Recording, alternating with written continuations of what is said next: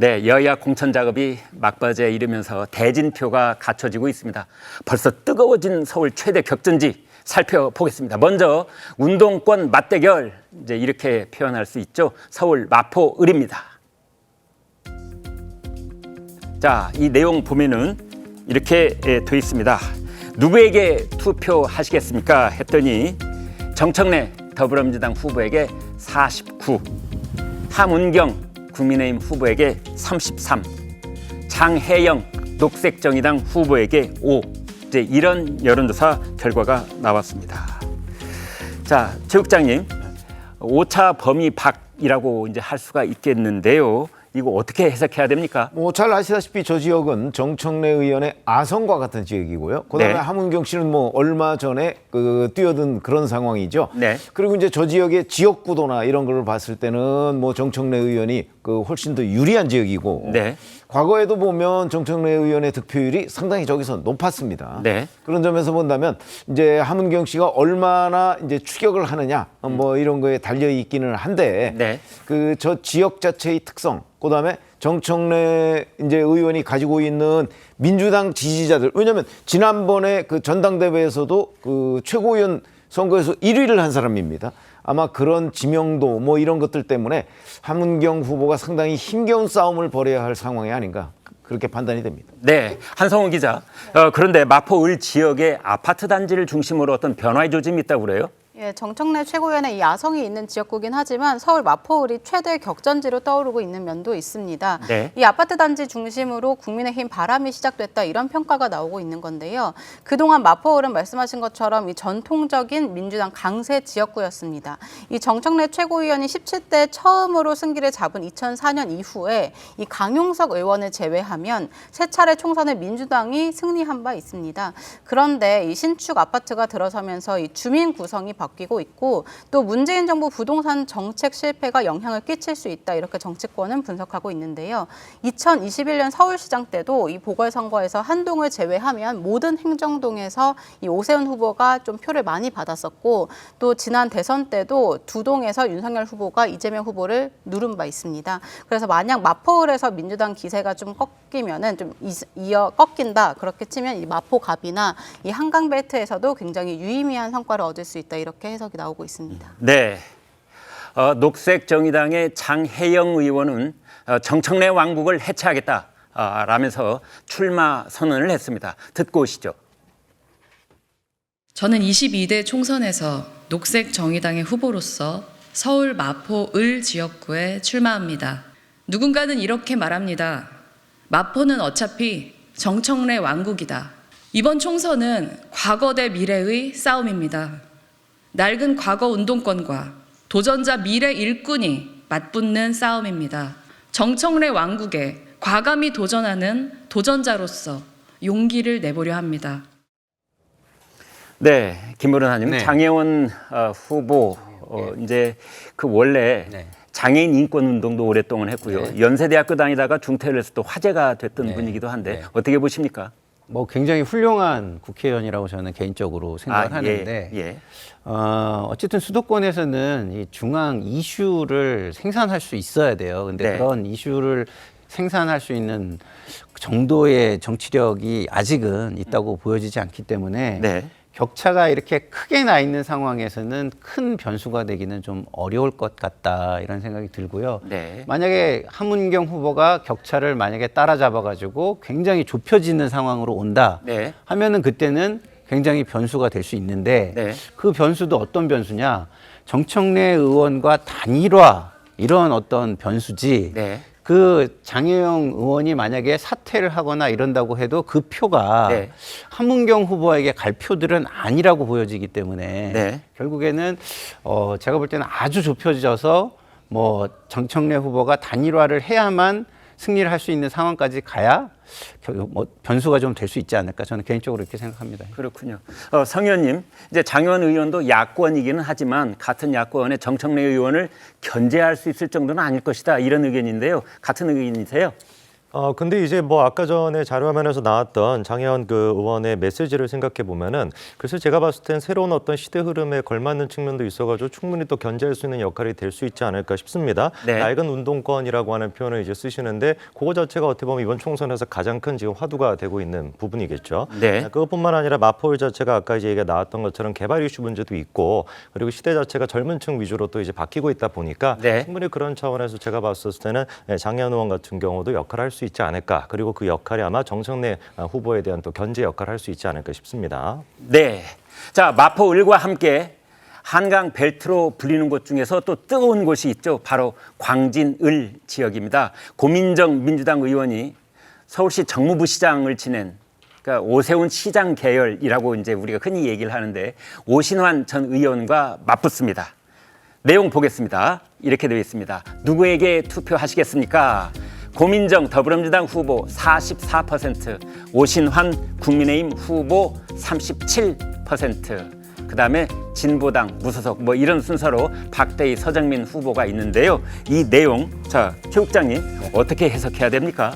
저 지역에서는 현재의 오세훈 시장이 고민정 후보한테 졌던 지역이죠. 네. 물론 그 당시에 뭐 코로나 지원금 문제 뭐 여러 가지 변수가 있습니다만은 지금 오신환 그 전 정무부 시장은 바로 그런 데에서 리턴 매치를 하고 있는 거거든요. 네. 오세훈 시장 밑에서 정무부 시장을 했었기 때문에 네. 그렇다면 지금 오신환 전 그 정무부 시장의 저 이미지에는 오세훈 시장의 이미지가 그대로 전 더 씌워져 있다고 생각을 합니다. 네. 사실 오세훈 그 현 서울시장도 고민정 의원한테 그 패배할 때 아주 근소한 표차로 졌거든요. 네. 지금보다 오히려 더 적은 표차로 졌습니다.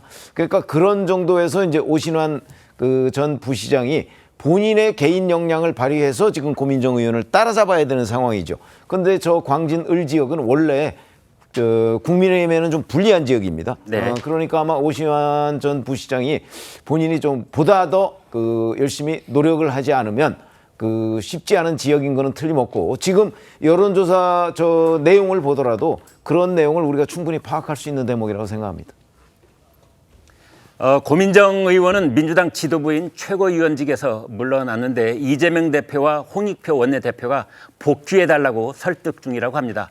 명문 이른바 그 갈등을 봉합하려 노력 중인데 자, 장 변호사님 이러한 행보가 표심에 영향이 있겠습니까? 그럼요. 저는 영향이 있다고 생각합니다. 네. 결국 그동안 민주당의 공천 과정이 다소 시끄러웠다라는 평가를 받고 있지만 이 공천은 나름대로 또 혁신과 쇄신의 과정이었다라는 평가도 동시에 받는 것 같습니다. 그러면 공천이 이제 막바지 과정으로 가고 있고 공천이 일단락되고 난다면 혁신의 시간이 마무리되고 이제 단합의 시간이 와야 될 것입니다. 지도부로서는 단합 그리고 원팀 이런 부분이 굉장히 중요한 과제로 남았을 텐데요. 그리고 앞서 공천 갈등 속에서 정점을 찍었던 것이 뭐 기억하시겠지만 임종석 전 실장의 공천 여부였습니다. 네. 그런데 결국 임종석 전 실장이 당의 결정을 수용하고 당에 잔류하는 결단을 해주셨거든요. 네. 그것과 맞물려서 고민정 최고위원이 다시 지도부로 복귀하는 모습을 보여주신다라고 한다면 네. 당이 단합하는 모습 또 원팀으로 가는 모습을 상징적으로 보여줄 수 있는 장면이 될 것이기 때문에 고민정 의원의 결단이 굉장히 당에게 미치는 영향은 클 것이다라고 판단합니다. 알겠습니다. 자, 여러분 이번에는 서울 전체 판세를 한번 보도록 하겠습니다. 서울 전체 여러분은 어떻게 읽고 계십니까? 현재까지는 그야말로 안개 속 아니냐 이런 말도 나오고 있는데 1987년 민주화 이후 9번 총선이 치러졌는데요. 그 9번 모두 진보계열 쪽 정당이 선거에서 이겼다 이런 결과가 나와 있습니다. 서울 표심 현재는 어떤지 자, 한 기자. 네, 이 말씀하신 것처럼 이 4년 전 총선에서는 민주당이 49석 가운데 41석을 쓸어 담아서 압승을 했었죠. 네. 이 서울은 전통적으로 민주당 강세 지역으로 분류가 되고 있습니다. 이 9차례에서 2차례 이긴 게 보수 정당이 서울에서 승리한 게 김영삼 전 대통령이 파격적으로 새 임무를 수혈한 1996년 그리고 뉴타운 바람이 불었던 2008년 총선입니다. 그런데 현재 서울 표심을 보면은 민주당이 좀 공천 잡음이 좀 거세다는 평가가 있고 또 한강과 인접한 지역의 부동산 문제는 서울 유권자의 최우선 관심사로 떠오르고 있습니다. 특히 동부벨트에서 반전을 노리는 국민의힘 3040 도전자들도 만만치 않아서 여전히 민주당에 유리하긴 하지만 이 국민의힘 공격이 주요할 경우에 이 곳곳에 균열이 일어날 수 있다 이렇게 전망하고 있습니다. 네. 자, 조육장님, 제가 앞서 말씀드릴 때 9번 선거 모두라고 했는데 그건 아니고 이제 7차례 이렇게 그렇죠. 고쳐서 말씀을 드리겠습니다.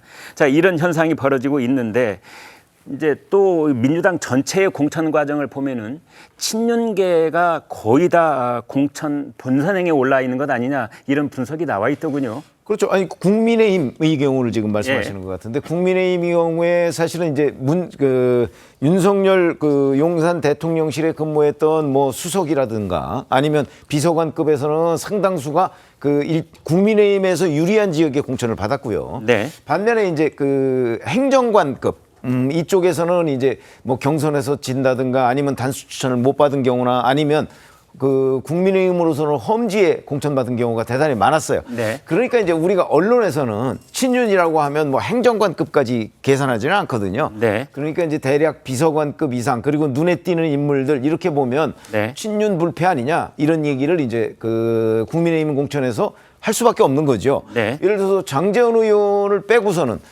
친윤이라고 언론에서 그동안에 평가하는 여러 사람들이 대부분 다 양지 공천을 받거나 아니면 경선에서 승리했다는 거죠. 네. 그래서 아마 지금 각종 이 국민들의 평가에서도 보면 국민의힘 공천은 민주당 공천에 비해서 잡음이 적었어요. 네. 그러다 보니까 상대적으로 이거 뭐 잘된 것 아니냐 이렇게 판단하시는 분들이 있지만 네. 아마 일반 유권자들 상대로 한 조사 같은 걸 대체적으로 보면 이쪽에서도 이 찬반 논란이 대단히 많습니다. 네. 그래서 이제 국민의힘 공천을 한마디로 표현한다면 친윤 불패 이런 얘기가 나오는 거죠. 네.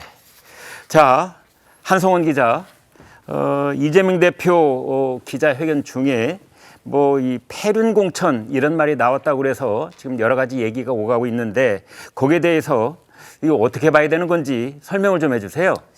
예, 이 패륜 공천이라고 말을 하고 뭐 정우택 후보의 CCTV 돈봉투 의혹 그거를 좀 얘기를 하면서 패륜 공천이다 이런 말을 하고 있지만 네. 좀 국민의힘 입장에서는 좀 클린 공천 선거 지원단 이런 부분에서 모두 다 좀 어느 정도 소명이 됐다 이렇게 평가하고 있는 부분이어서 이제 국민의힘이 좀 지금까지 나왔던 후보들에 대해서는 지금 좀 패륜 공천이다 이렇게 볼 여지는 좀 적은 것 같습니다. 아, 네.